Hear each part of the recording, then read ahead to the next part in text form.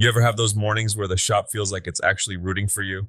I walked in today, the smell of cedar was hitting just right, and I didn't trip over the air hose once. I figure that's the universe's way of softening the blow before I inevitably snap a tap off in a piece of stainless later this afternoon. Well, enjoy the peace while it lasts. You usually have a creative disagreement with a piece of equipment by 10 o'clock a.m. But hey, looking at the news today, maybe the machines are finally evolving to be on our side. Have you seen what's happening with the heavy metal side of things? I have, and it's about time. Forney just dropped this X series for welding and plasma. It's the kind of gear that makes me think back to the days when portable meant you only needed two guys and a sturdy cart to move the welder. Now, these things pack the kind of bite that'll chew through plate steel like it's wet cardboard, but you can actually carry it without needing a chiropractor on speed dial. It's the Mighty Might era. But what caught my eye and looked like something out of a sci-fi movie is that gladiator beam laser from Ocean Machinery. They're basically saying you don't need a whole shop full of specialized stations anymore. It's a fab shop in a box. That thing doesn't just drill a hole, it copes, it marks, it bevels. It's like having a master fabricator who never gets tired and doesn't spend half the morning complaining about the humidity. For structural steel, that's life-changing. Back in the day, if you wanted to prep a beam like that, you were moving it with a crane 4 different times to 4 different machines. Every time you touch a piece of steel, you're losing money. This thing just handles it. Speaking of losing money, or making it, did you see the projections for the trades over the next decade? We're looking at nearly 10% growth for electricians and over 8% for HVAC. The pendulum isn't just swinging, it's basically a wrecking ball at this point. It's the grand realization. People are figuring out that knowing how to move electrons or manage BTUs is a license to print money. But the real kicker is where the money is moving. Meta, yeah, the Facebook people, and CBRE are launching this data center trade program. Wait, so the tech giants are finally admitting they need people who can actually use a wrench? Exactly. They've realized you can't run a metaverse if the cooling pipes leak or the switchgear blows. It's a very specific niche. If you're a young buck coming up, don't just learn how to wire a light switch. Learn the system. Learn how a data center breathes. It's the difference between being the guy who fixes the toaster and the guy who keeps the internet's heart beating. You know, it's funny you mentioned the tech giants because Instagram actually did something this week that might make you hate them a little less. They're changing the rules of engagement for creators. Oh boy, what now? Did they hide the post button behind a subscription? Actually, the opposite. They're finally cracking down on those aggregator accounts. You know the ones? They take your video of that hand planing session, slap a cheesy song over it, and get 5 million views while you get nothing. The algorithm is now going to prioritize the original creator. No way, you mean the person actually getting sawdust in their ears might actually get the credit? That's the plan. 93% of brands still treat Instagram like the holy grail for marketing.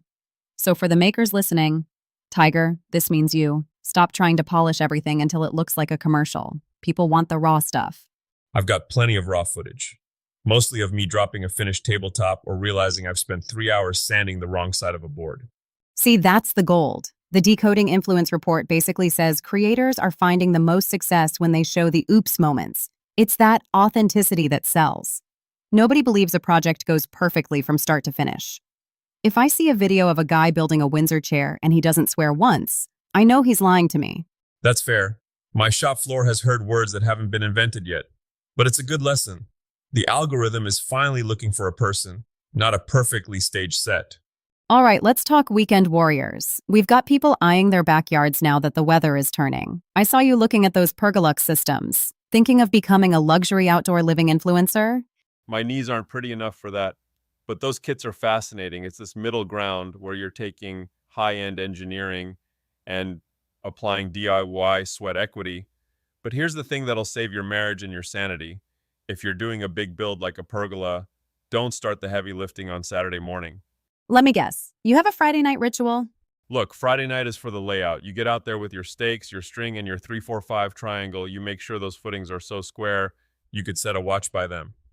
If you start Saturday morning by digging holes in the wrong place, Sunday night is going to find you sitting in a pile of expensive lumber, crying into a lukewarm beer. Get the square right on Friday, and the rest of the weekend is just assembly. Spoken like a man who has definitely dug a hole in the wrong place. I once built a garden shed that was so out of square, it looked like it was trying to lean away from the house in shame. I had to trim every single rafter individually. I basically paid for that education in blisters. Speaking of precision, did you see the new Revit 2027 cabinetry plugin? It's getting to the point where even a hobbyist can model a full kitchen in 3D before they even smell the plywood.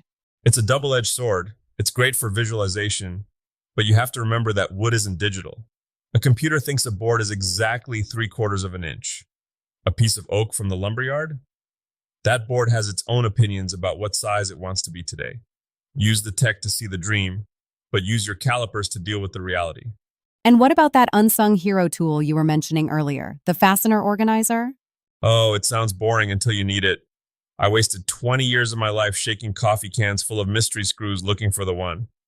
I finally spent a weekend building a dedicated French cleat wall for index fasteners. It's not sexy like a new sliding miter saw, but the first time you reach out and grab the exact 1/4 inch GRK you need without looking, that's the closest thing to magic I found in this shop. So, what's the takeaway for the Tigers out there today? We've got high-tech lasers, high-stakes trade careers, and an algorithm that actually wants to see our mistakes. I think it's about the value of being the original. Whether you're the person learning how to maintain a data center, the maker posting a video of a failed glue up, or the designer using Revit to plan a kitchen, the value is in the stuff that can't be faked.